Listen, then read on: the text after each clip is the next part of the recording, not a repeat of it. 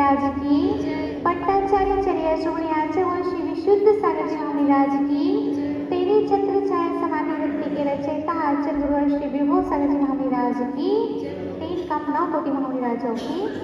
परम पूज्य हरिका में 105 ओम श्री माता जी की श्री आत्मन हे माँ जिनवाड़ी तेरी जय हो, सदा विजय हो तेरे विशाल पद में, श्रुत सूर्य का उदय हो, श्रुत ब्रह्म का उदय हो, श्रुत पुत्र का उदय हो। प्रिय आत्मन धर्मः फलति, धर्मः फलति, धर्म फलता है, धर्म फलता है। तो धर्म का फल लगता तो है, लेकिन उसका जो बीज होता होगा वह बीज तो हमको बोना पड़ेगा। बिना बोए धर्म फलेगा नहीं। जब तक धर्म का बीज जीवन में लगेगा नहीं, तब तक धर्म के फल खाने भी नहीं मिलेंगे। और जब हमारे जीवन में समझ है, और सभी लोग समझदार बैठे हैं, बोलो ना, सभी लोग समझदार बैठे हैं। प्राचार्य दादा गुरुवर जल बिंदु में कहते हैं हमारा प्रवचन समझदारों के लिए ही है। जो समझता है उसी को समझाया जा सकता है, और जो समझना ही नहीं चाहता उसको हम समझा भी नहीं सकते। जो सो रहा है, जो व्यक्ति आशीष भैया सो रहा है, उसे हम जगा सकते हैं, लेकिन जो बन के सोया है उसको हम जगा भी नहीं सकते हैं। आपने देखा होगा घर में जो बच्चा सोता है उसको हम आसानी से 2 छींटे डालकर पानी के और जगा देते हैं, और जो बन के सोया है उसको उठाना कठिन है। क्यों कठिन है? क्योंकि वो उठना ही नहीं चाहता है, इसलिए उठाने वाला कितना भी अच्छा हो तो भी नहीं उठ पाते हैं। और अगर उठना चाहते हैं तो जरा सा निमित्त मिलता है कि हम उठ करके खड़े हो जाते हैं। ऐसे ही जिनवाणी माँ हम भक्त जीवों को समझा रहे हैं कि कब तक हम इस संसार में पड़े रहेंगे, कब तक हम माता पिता बनाते रहेंगे, कब तक हम भाई बंधु बनाते रहेंगे, कब तक हम रिश्तों में उलझे रहेंगे, कब तक? कभी अंत तो होना चाहिए। एक हम सेंटेंस लिखते हैं, उसके बाद में विराम चिन्ह आता है। क्या आता है? विराम चिन्ह आता है। लेकिन हमारी जो जिंदगी है उसमें अभी तक कोई विराम नहीं लगा है। न राग करने का विराम हमने लगाया है, न द्वेष करने का विराम लगाया है कि बस हो गया, अब हमको राग भी नहीं करना, अब हमको द्वेष भी नहीं करना, अब विराम लगा देते हैं। लेकिन अभी तक हम अविराम चल रहे हैं। दूसरों के बारे में हम सोचते सोचते पूरा जीवन निकल जाता है, लेकिन अपने बारे में हम सोच ही नहीं पाते, अपने बारे में सोच ही नहीं पाते। और जितने भी भगवान बने हैं वो अपने बारे में सोचने से बने हैं। कैसे बने हैं सुनी? अपने बारे में सोचने से बने हैं।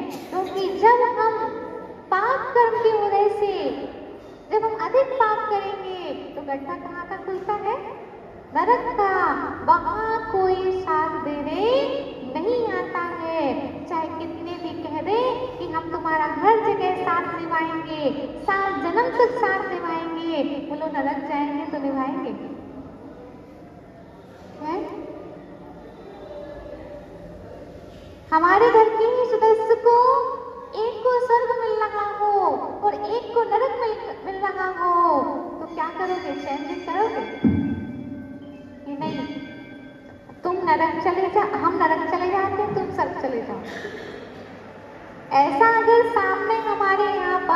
प्रसंग हो तो कोई चेंज कर देगा? बोलो ना। भूख आपको लगी हो, भूख बहुत आपको लगी हो और सामने वाला भरा पेट भी हो, तो आप अपनी थाली दोगे उसको? हम अपना पेट पहले भरेंगे। मंदिर में हम भले ही कोई अभिषेक करता है तो हम हाथ लगा लेते हैं, कोई पूजा करता है तो हम हाथ लगा लेते हैं, लेकिन घर में ऐसा नहीं करते। अपना स्वतंत्र भोजन करते हैं। आज तक अरविंद भैया आपने ऐसे किया होगा? घर पे कोई पानी पीता होगा, आपने हाथ लगा दिया होगा, ऐसा किया क्या? कोई भोजन करता हो और अपन हाथ लगा दें, ऐसा किया क्या? मंदिर में तो ऐसा किया है कि नहीं? कितनी बार किया है?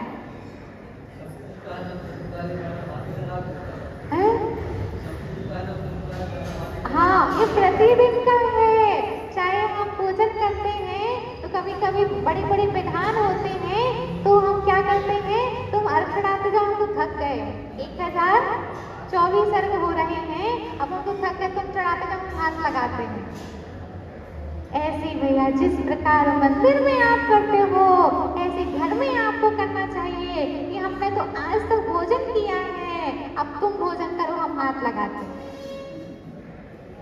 तुम पानी पियो, हम हाथ लगाते हैं। तो भैया ये सब नियम हमारे घर में नहीं चलते, सिर्फ मंदिर में ही हम चलाते हैं।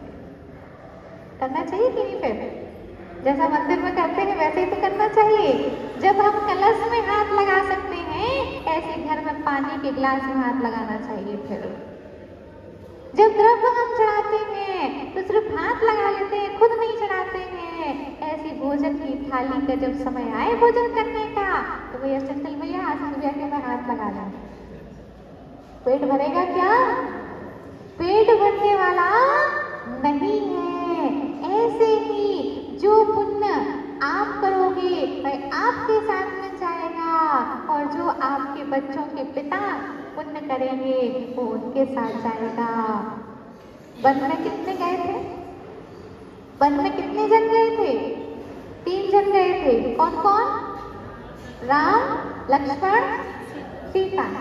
फिर सभी लोग साथ में गए, सभी जगह सभी ने साथ निभाया क्या? एक बहुत ऊपर चले गए, एक बहुत ऊपर चले गए, एक कुछ नीचे रह गए और एक और नीचे। साथ क्यों नहीं निभाया? राम ने, लक्ष्मण ने तो साथ निभाया था राम का, लेकिन राम ने साथ क्यों नहीं निभाया? वो साथ निभाना चाहिए था कि नहीं? आप लोग निभाओगे कि नहीं साथ? कोई नरक जाएगा तो हम नरक जाएंगे क्या? बोलो ना। कोई नरक जाएगा तो नरक जाएंगे क्या? नहीं जाएंगे। जब वन में जाने वाले 3 प्राणी 3 गति को प्राप्त हुए हैं अलग अलग, तो हम घर के जितने भी सदस्य हैं ना जाने कौन कौन सी गति से आए हैं, कुछ भी पता नहीं है। घर की 4 बहनें 4 जगह से आई हैं, और अब कहाँ किसको जाना है, एक खुद का निर्णय खुद को ही करना पड़ेगा। किसको करना पड़ेगा? खुद का निर्णय खुद को ही करना पड़ेगा। क्योंकि जब सुख आता है तो सभी लोग लड्डू खाने आ जाते हैं। शादी में क्या होता है? कि अव्वल क्या, इन्होंने हार मान ली तो इन्होंने हार पहना दिया, उन्होंने हार मान ली तो उन्होंने हार पहना दिया कि अब हम हार गए। हम लोगों ने नहीं पहनाया, इसलिए तो जीते हैं, इसलिए जी रहे हैं। बहुत सारे हारे लोग बैठे हमारे सामने, एक ही अभी जीती है, पता नहीं है। जीतना है तो हार छोड़ करके विहार में आना चाहिए, और जो विहार में आ जाता है वो आहार करने वाला हो जाता है, और जो आहार करने वाला होता है वो ही एक दिन निराहार अवस्था को प्राप्त हो जाता है। इसीलिए भैया हमारा साथ कोई नहीं निभाएगा। इस गलत फहमी में मत रहना कि वचन हुए थे साथ हमारे कि हम 7 जन्म तक तुम्हारा साथ देंगे, लेकिन प्रश्न है हमारा कि कोई नरक जाएगा तो साथ निभाओगे? तुम्हें स्वर्ग मिल रहा है और किसी को नरक मिल रहा है, साथ निभाने जाओगे? हैं भैया तुम जाओ, तुम्हें जाना है तो हम तो बढ़िया स्वर्ग जा रहे हैं, हम तो बढ़िया स्वर्ग जा रहे हैं। इसीलिए जब सुख का समय आता है तो सभी साथ देते हैं और दुख में कोई साथ नहीं देता है। तो हमारे लिए ऐसे कार्य करना है कि दुख आए ही नहीं, दुख आए ही नहीं। ऐसा कब होगा? जब हम सुख के रास्ते को चुनेंगे। कौन से रास्ते को? क्या चाहते हो आप लोग? सुख चाहते हो कि दुख? किस किस को दुख चाहिए, किस किस को सुख चाहिए?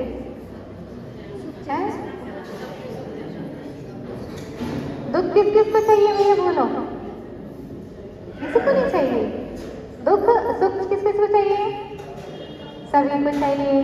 अब आपका जो मार्ग है उस पर कभी सुख मिलता नहीं है। चाहे कितना भी बड़ा अमीर व्यक्ति हो,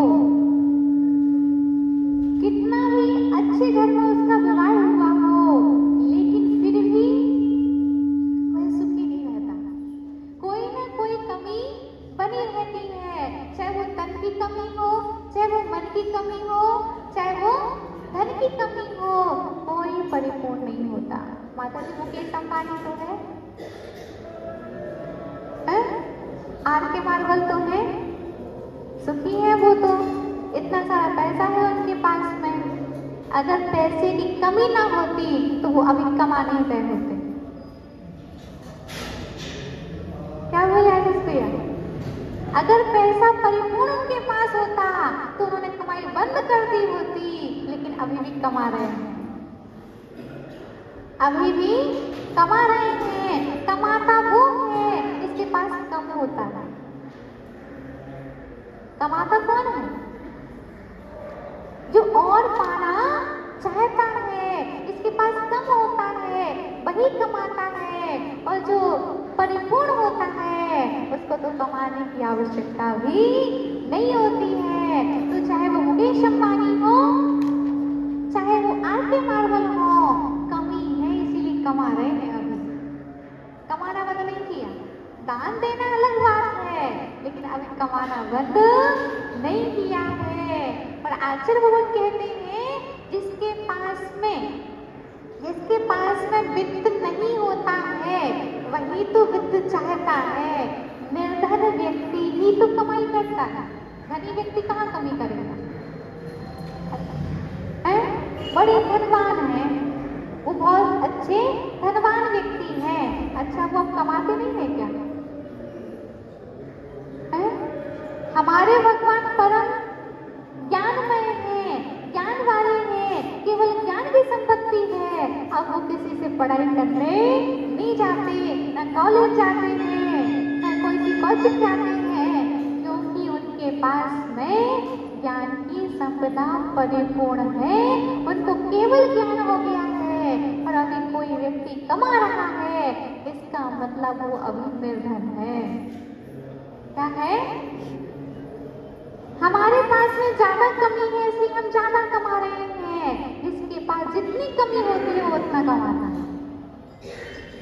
नया है, सुनो ध्यान से, बुरा तो लगेगा, अपनी बात है, लेकिन जो है वो तो कमी ना होती तो कमाते क्यों? लेकिन भैया कमाई के चक्कर में पुण्य में कमी मत कर लेना, क्योंकि कमाई तो यहीं रखी रह जाएगी, कमाई तो यहीं रखी रह जाएगी। पुण्य होगा बेटे का तो वो उसको और बढ़ा लेगा, और पुण्य नहीं होगा बेटे का तो वो भी नष्ट कर देगा। ऐसा देखा जाता है, ऐसा देखा जाता है कि जब पिताजी थे तो बहुत संपत्ति थी, और जब से पिताजी गए तब से संपत्ति क्षीण हो गई। क्यों? पिता का पुण्य था इसलिए संपत्ति ठहरी हुई थी। अब उतना पुण्य बेटे का नहीं है। इसीलिए पुण्य को पुण्य समझने के लिए भी प्रचंड पुण्य की आवश्यकता होती है और पाप को पाप समझने के लिए भी प्रचंड पुण्य की आवश्यकता होती है। वरना लोग पाप को पाप नहीं समझते भैया। अगर पाप कर्म का उदय हो तो व्यक्ति पाप करता जाता है, लेकिन उसको पाप समझ में नहीं आता है कि ये पाप है भी या नहीं। हमने ऑल आउट लगा ली, कमरा बंद कर लिया, हम बोलते हैं कि हमारा शिकार खेलने का त्याग है। क्या बोलते हैं हम? हमारा शिकार खेलने का त्याग है, हम हिंसा नहीं करते। लेकिन जब ठंडी का मौसम होता है और ऑल आउट हम लगा लेते हैं, खिड़की हमारी बंद होती है, दरवाजे हमारे बंद होते हैं, आंखें हमारी बंद होकर के सो जाती हैं, ऑल आउट चालू रहता है, तो बोलो शिकार चालू रहता है कि नहीं? सही सही बोला, मंदिर में हो हैं? हम जैन हैं, हम शिकार नहीं खेलते, लेकिन पहले के राजा तो आंख खोल करके शिकार करते थे, लेकिन हम आंखें बंद करके शिकार कर रहे हैं, सोते सोते शिकार कर रहे हैं। कैसे? अब मच्छर को क्या है, निकलने के लिए कोई रास्ता नहीं है, खिड़की बंद है, दरवाजे बंद हैं और हम सो गए। माता जी उससे मरते नहीं हैं, बेहोश होते हैं। क्या बोलते हैं हमसे लोग? माता जी मच्छर मरते नहीं हैं अलाउट से, मच्छर तो बेहोश होते हैं। भैया आपको लगता है कि बेहोश होते हैं, वो कभी होश में ही नहीं आते, यानी कि मर जाते हैं। इसलिए अगर हमारे कमरे में एक भी जीव मरता है और उस कमरे में जितने भी लोग रहते हैं उसका प्रायश्चित सभी को मिलता है। बॉम्बे में थे भैया, हम लोग जिस कमरे में रुके थे और कोई लेडीज आई होगी वहां पर और पक्का खुला छोड़ दिया उसने। हम लोग तो स्टेज पर चले गए और जिस कमरे में हम रुके थे उस कमरे में एक महिला आई और कपड़े चेंज किए, उसने थोड़ी देर पंखा चालू किया होगा, खिड़की खुली थी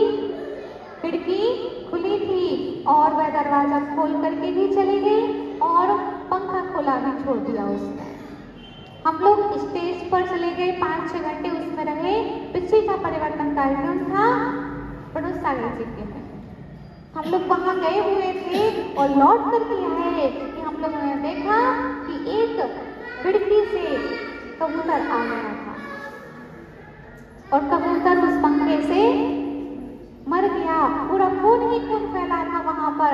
हम लोग तो प्रवेश ही उस कमरे में नहीं कर पाए, लेकिन जब पूज्य गुरुवर को हम लोगों ने बताया तो गुरुदेव ने बोला कि किसने छोड़ा था पंखा खुला? तो हम लोगों ने बोला कि हम लोगों ने चालू ही नहीं करवाया, एक महिला आई थी वो कपड़े चेंज कर रही थी, इतना देखा था। तो फिर आजुषी बोले उसको तो प्रायश्चित हम देंगे नहीं, लेकिन बताओ कि कौन कौन उस कमरे में था? तो बताया कि हम लोग 4-5 लोग उस कमरे में पहले रुके हुए थे, सभी को एक उपवास दिया। क्या दिया? एक उपवास दिया। हमने पंखा चालू करवाया नहीं, किया नहीं, लेकिन कोई आया, लेकिन फिर भी हम उस कमरे में निवास करते थे, तो प्रायश्चित सभी को मिला। इसीलिए प्रिय आत्मन, जब मच्छर मर जाते हैं हमारे कमरे में, है ना, ऑल आउट लगा करके हम छोड़ देते हैं, तो शिकार चालू रहता है। इसीलिए पूज्य गुरुवर कहते हैं आउट होने से पहले ऑल आउट का त्याग कर देना। क्या बोलते हैं? आउट होने से पहले ऑल आउट का अवश्य त्याग कर देना, क्योंकि शिकार चलता रहेगा। हम सोते सोते भी शिकार करते रहेंगे और हम जैनी लोग हैं, हम मांस नहीं खाते, हम शाकाहारी होते हैं, तो फिर हम हिंसा भी नहीं कर सकते, क्योंकि वह भी 4 इंद्रिय जीव है। कितने इंद्रिय जीव है? 4 इंद्रिय जीव है। और जब वो मर जाता है तो वो आत्मा तो जैसे हमारे अंदर है उसके अंदर भी है तो कभी वो पंचेंद्रिय बनेगा और फिर बदला लेगा कि नहीं लेगा? वो चक्र चलता रहता है। इसीलिए पूज्य गुरुदेव कहते हैं कोई साथ निभाने नहीं आएगा पुण्य रंग में। अगर पुण्य रहा और हमने अच्छे मित्र बनाए होंगे तो वो देव गति में जाएंगे और हमको उपदेश देने आ सकते हैं। लेकिन पुण्य ही नहीं रहा तो कोई भी उपदेश नहीं देगा। ये आपका पुण्य उदय चल रहा है कि अभी आपको प्रवचन सुनने मिल रहा है। अगर पाप कर्म का उदय होता तो हम और सिनेमा घर में होते। कौन से घर में होते? सिनेमा घर में होते। और अभी आप यहाँ नहीं बैठे होते, वहां खड़े होते तो अभी आपको राग द्वेष की बातें सुनाने वाले मिल रहे होते। राग द्वेष की बातें करने वाले मिलना बहुत सरल है, लेकिन राग द्वेष से हटाने वाले मिलना बहुत कठिन है। इसीलिए प्रिय आत्मन, खुद का निर्णय हमको करना होगा, खुद की पहचान हमको करनी होगी कि इतने वर्ष निकल गए, कई साल निकल गए, लेकिन हमने अपना भला नहीं कर पाया और भले के चक्कर में हमारा भी बुरा ना हो जाए। इसीलिए आप 24 घंटे सबके बारे में सोचते हो, लेकिन 1 घंटे सिर्फ अपने बारे में सोचना चाहिए। क्या करना चाहिए दादा? 1 घंटे तो कम से कम अपने बारे में सोचना चाहिए। आप बच्चे के लिए सब कुछ कर रहे हो, आप माता पिता के लिए सब कर रहे हो। माता पिता इस जन्म में भी मिले हैं और कई जन्मों में भी मिलते आए हैं और मिलते रहेंगे, लेकिन हम अपना बुरा ना कर लें, अपना बुरा ना कर लें, क्योंकि फिर हमारा साथ कोई नहीं देगा। स्वर्ग में मित्र मिल जाएंगे, त्रेच में भी कोई मित्र मिल सकता है, लेकिन नरक में फिर क्या करेंगे? नरक में फिर क्या करेंगे? वहां तो मार काट ही चल रही है, किंचित भी वहां पर सुख की अनुभूति नहीं है, किंचित भी सुख नहीं है। तो हमारे लिए यही विचार करना चाहिए कि वहां पर ठंड लगती है तो सुमेरु पर्वत जैसे विशाल लोहे अगर हो तो वो भी पिघल जाता है, ऐसी तो वहां पर गर्मी होती है। और हमको तो ऐसी गर्मी लगती है क्या? जब भी गर्मी ठंडी लगे तो नरक का विचार करना चाहिए। अरे नरक तो बात की बात है, वृक्षों को देख लेना चाहिए। वृक्ष कितनी भी गर्मी में खड़ा रहता है, उसको कोई छाता लगाने नहीं जाता, उसको कोई ठंडा पानी नहीं पिलाने जाता। तो मेरी ऐसी कई पर्यायें हो चुकी हैं और मुझे अब वो पर्याय पुनः प्राप्त ना करना हो तो हमारे लिए फिर क्या करना होगा? अपने बारे में सोचना होगा। परमानंद स्तोत्र पढ़ने का आज भगवान ने हम लोग को प्रायश्चित दिया है। 15 दिन तक परमानंद स्तोत्र पढ़ना आचार्य विशुद्ध सागर जी ने कहा है और उसमें यही बात कही है, उत्तमा स्वात्म चिंता स्यात् पर चिंता च मध्यमः। हम अपनी चिंता करते हैं, ये सबसे उत्तम है, और पर की चिंता करते हैं, वह अधम से अधम है। कोई साथ नहीं निभाएगा, सिर्फ कहते हैं कि हम तुम्हारा साथ देंगे, ये झूठ कहते हैं। बातों में नहीं आ जाना, बातों में नहीं आ जाना। यही बात ध्यान रखना कि 7 जन्म का तो साथ ठीक है, एक ही जन्म सही है। इस जन्म में हम आपका साथ देंगे, स्वर्ग गए तो साथ देंगे, नरक गए तो फिर साथ नहीं है। राम जी साथ नहीं दे पाए अपने भाई का, सीता भी नहीं जा सकती थी राम के साथ में, 3 वन को तो जा सकते हैं साथ साथ, लेकिन जब इस देह को छोड़ते हैं तो फिर साथ साथ सकते। हम यहाँ मंदिर में साथ आ सकते हैं, हम गुरु के पास साथ जा सकते हैं, लेकिन भाव सही होंगे तभी हम वहाँ साथ में रहेंगे, और भाव सही नहीं हुए तो फिर हम साथ में नहीं रह पाएंगे। इसलिए प्रिय आत्मन, मेरा यही कहना है कि अपने को पहचानें, अपना ध्यान रखें, तभी हमारा कल्याण हो सकता है, वरना कोई साथ हमारा देगा नहीं। और ऐसे ही जीवन निकलता जाएगा और निकल रहा है। अपन कहते हैं थोड़ा सा और हमको घर में रहने दो, और रहने दो हमको घर में, और हमको स्वाद ले लेने दो, लेकिन स्वाद लेते लेते है का मधुमक्खी का छत्ता देखा है, क्या निकलता है उसमें से? शहद निकलता है। ओ व्यक्ति, कुएं में क्या है? साफ तलवारें हैं, सर्प है, चूहे हैं, और अगर वो गिरता है तो वो उसको खा लेते हैं। लेकिन वो व्यक्ति यही सोचता है एक शहद की बूंद और ले लूं, अब वो खा लेता है, फिर शहद मुख में आता है, एक बूंद और, ऐसे करते करते उसका जीवन ही नष्ट हो जाता है। लेकिन वो अरिहंत की न बात मानता है, न जलवाने की बात मानता है। ऐसे हम भी कहते हैं थोड़ा सा और, हमको लगते नहीं है कि हम बदल रहे हैं, लेकिन अंजलि में पानी है, भरा हुआ है, बूंद करके नीचे जा रहा है। जो आप 12 साल पहले थे वो अब नहीं हो, चेंज आ रहा है। कागज एक दिन में पुराना नहीं होता है, लेकिन धीरे धीरे पुराना होता है, होता है। अगर पुराना नहीं होता तो कागज गलता नहीं। कागज अपने आप कैसा हो जाता है? टूटने लगता है। आप देख लेना, आप नई साड़ी लाना और पेटी में बंद करके रख देना। क्या करना? अच्छी पेटी में बंद करके रख देना, उसमें हवा ही नहीं लगने देना, और नई साड़ी पैक करके आप रख दोगे, और 25 साल में अगर आप उसको खोलोगे वो कपड़ा कैसा हो जाएगा?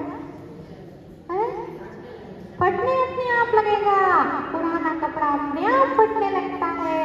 आप तो कहते हो कि हमने तो एक ही बार इस साड़ी को नहीं पहना है, बिल्कुल नई की नई साड़ी है, लेकिन है नई की नई है? दुकानदार भले ही आपसे कह रहा है कि सबसे पहले दुकान पर हमारे ये साड़ियाँ आई हैं, कंपनी ने कब बना दी होगी, कब वहाँ साड़ियाँ बन चुकी हैं, फिर वो दूसरी जगह आई हैं, फिर ट्रांसपोर्ट पर आई हैं, फिर दुकान पर आई हैं। लेकिन हर एक दुकानदार यही बोलता है कि रात्रि नहीं मालूम चला है। क्या बोलते हैं? हाँ, बिल्कुल सही है।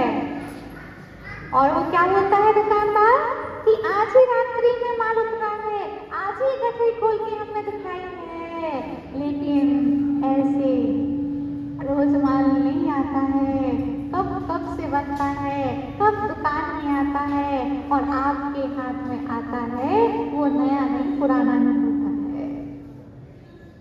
दुकान से आए थे अलग था और घर में आ गया तो अब वापस कर दिया। दुकानदार अब वापस नहीं करते हैं। क्या अंतर आ गया? कुछ तो अंतर आया है। अगर अंतर नहीं आता होता तो आप आटे की मर्यादाओं को नहीं निभाते। आटा सफेद ही दिखता है, 1 महीने तक भी आप आटा रखोगे वो आपको सफेद ही दिखेगा, लेकिन उसमें भी कीड़े हो जाते हैं। अमर्यादित कैसे हो जाता है? क्योंकि वह पुराना हो चुका है। पुराना इसलिए हुआ है कि उसमें कीड़े हो चुके हैं। क्या हो चुका है? उसमें कीड़े हो चुके हैं। ऐसे बाहर में आप देखोगे तो सब एक सा दिखेगा, लेकिन अंदर में जाओगे तो सब अलग अलग दिखेगा। इसलिए प्रिय आत्मन, अपने आप को समझाओ कि हम और अगर तैराकी लाना हो तो हमेशा अपना एल्बम देखते रहें। क्या एल्बम देखना चाहिए, एल्बम होना चाहिए। हाँ माता जी, आप फोटो की बात करते हो, एल्बम की बात करते हो। हाँ, हम आपसे फोटो की बात कर रहे हैं, एल्बम की बात कर रहे हैं। आपको प्रतिदिन वो एल्बम देखना चाहिए। बच्चे जब हम थे तो कैसे थे, और हमारी शादी हुई थी तब हम कैसे थे, और अब हम कैसे हैं? हैं? अब भी ऐसे ही थे बचपन में आप? हैं? विश्वास नहीं है, वे अपनी फोटो देखते रहना चाहिए। कैसा हमारा इस बच्चे की तरह चेहरा था। देखो बैठी चिड़िया, पीछे देखो, ऐसे सभी थे, ऐसे सभी थे, लेकिन सबके चेहरे अब बदल रहे हैं। एक हाथ पर अंगूर रखना और एक हाथ पर किसमिस रखना। क्या रखना? एक हाथ पर अंगूर रखना और एक हाथ पर किसमिस रखना। और यही निहारना दादी माँ, पहले हम अंगूर जैसे थे, अब हम वो बोलते ना छुआरा, क्या बोलते हैं ये बात? छुआरा बोलते ना, खारक खारक। और पहले वो क्या होती है? खजूर। एक हाथ पर खजूर रखना, एक हाथ पर छुआरा रखना। क्या रखना? खजूर अलग होता है और सूखी खारक होती है। सूखी खारक होती है। एक हाथ पर खजूर रखना और एक हाथ पर खारक रखना। आपको निर्णय हो जाएगा कि पहले हम ऐसे थे और ऐसे हो गए हैं। बस गुठली ही है उसके अंदर। अब क्या है? गुठली ही है, और संपूर्ण जो उसमें तत्व था वो सूख गया है। अंगूर जैसा जीवन था, किसमिस जैसा हो गया है। मिठास आई है, मिठास तो आई है ना? अंगूर तो खट्टा हो सकता है, लेकिन अब किसमिस और पक करके कैसी हो गई है? मीठी तो हो गई है, लेकिन ऊपर की बनावट बदल गई है। ऐसे ही वृद्ध होंगे तो मिठास तो जीवन में रहेगी, लेकिन ऊपर तो चेंजिंग आएगी। ऊपर तो चेंज आएगा ही आएगा। इसलिए फोटो हमेशा देखते रहना। हम कैसे थे, कैसे थे, कैसे हो गए हैं और कैसे होना है। जब शरीर स्थायी नहीं रहता, जब शरीर एक सा नहीं रहता, तो हमारे साथ रहने वाले लोग भी एक से कैसे रहेंगे? बोलो। जब हम अपने बालों को सफेद होने से नहीं रोक पाए, तो अपने बालों को हम अपने जैसा कैसे कर सकते हैं? बोलो। हम अपनी 5 उंगलियों को एक साथ नहीं कर पाए, तो घर के 5 सदस्य को हम एक साथ कैसे कर सकते हैं? ऐसी अच्छी है, जो है सो है। सबका अपना अपना महत्व है। इसीलिए पुरुषार्थ अपने में हो तो सफलता अपने में मिलेगी। और बाहर की दौड़ में हम लगे रहे। ऐसी दौड़ ना हो जिम जैसे। जिम चाहते हैं लोग आजकल, दौड़ तो बहुत होती है, लेकिन रहते वहीं के वहीं हैं। और हम लोग चलते हैं तो पूरा भारत घूम करके फिर तिलकगंज आ जाते हैं। बोलो। हम लोग कहाँ कहाँ घूम करके वापस फिर तिलकगंज आ जाते हैं। कहीं भी जाएंगे, लेकिन लौट के तो अपने देश में आना ही पड़ेगा। लेकिन जब जिम वाले लोग दौड़ लगाते हैं, मशीन आती है ना एक, उसको दौड़ते रहते हैं, लेकिन ना वो मशीन कहीं की कहीं जाती है, ना व्यक्ति कहीं से कहीं और पहुंच पाता है। ऐसी हमारी दौड़ मात्र घर से मंदिर, मंदिर से घर, दुकान और वापस घर तक की है, और आगे आगे हम बढ़ नहीं पा रहे हैं। तो हमारे लिए अब अपनी और ध्यान रखना है। जो अपना ध्यान रखता है वही तो अपने लक्ष्य को प्राप्त करता है। जो निज में ध्यान रखता है वही तो जिद बन पाता है। जिन्होंने निज का ध्यान रखा है वही जिद बना है, और जिसने निज का ध्यान नहीं रखा है वो अभी तक जिद भी नहीं बना है। इसलिए जिसको अपना भला करना हो वो अपने बारे में सोचे, और इसको दूसरों का भला हमेशा करना हो और अपना भला ना करना हो तो हमेशा दूसरे के बारे में सोचे। निर्णय आपके ऊपर है, आपको किसका ध्यान रखना है। नरक चाहेंगे भैया लास्ट में यही बता देते हैं भैया कि नरक में दो भाई हैं, एक नरक जा रहा है, एक मोक्ष जा रहा है। कोई साथ में बात है क्या कि नहीं हमारी टिकट चेंज कर लो? कोई चेंज करता नहीं है। तुमने ऐसे कर्म किए थे, तुम नरक जाओ, हम क्यों तुम्हारे साथ में नरक जाएं?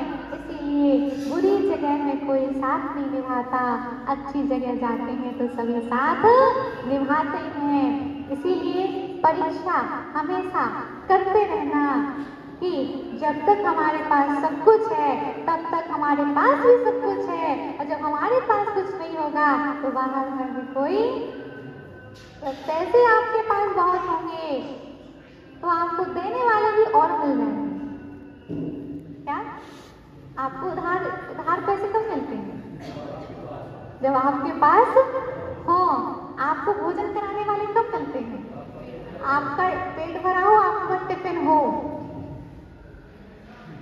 क्या लोग देख लेते हैं कि इनके पास टिफिन है, इनका पेट भरा है, तो पूछने लग जाते हैं, और वास्तव में जिसको भोजन करना है उसके लिए कोई पूछता नहीं है।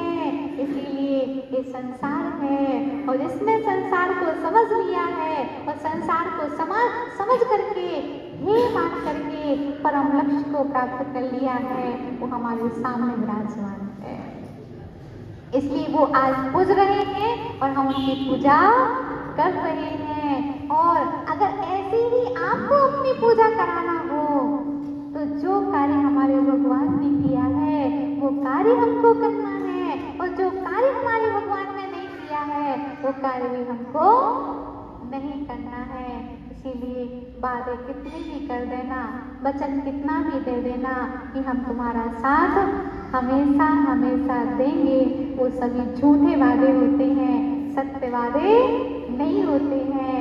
नरक में कोई वादा नहीं चलेगा कि तुम नरक जाओगे तो हम भी चलेंगे। नहीं भैया, तुम अच्छे मार्ग पर जाओगे तो तुम्हारा साथ बना रहेगा। नरक के मार्ग पर हमारा कोई साथ नहीं रहेगा। इस मंगल भावना के साथ मैं बोली परम पूज्य आचार्य वर्ष में बहुत सारे श्री माता जी की खड़ी हो जाइए।